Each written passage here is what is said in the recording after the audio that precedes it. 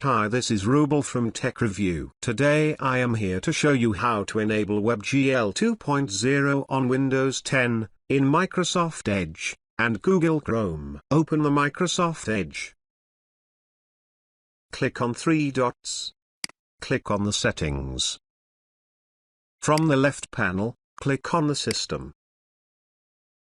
Make sure use hardware acceleration when available is turned on. Now click on the address bar and input the address //flags. Press enter. In the search bar, search WebGL. Click on Disable. From this drop-down menu, click on Enable.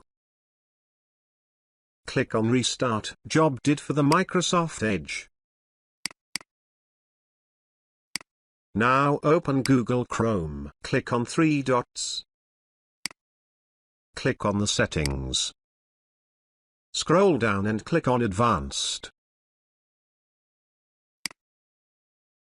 From the System section, make sure to use hardware acceleration when available is turned on. Now click on the address bar and input the address. Chrome clone //flags.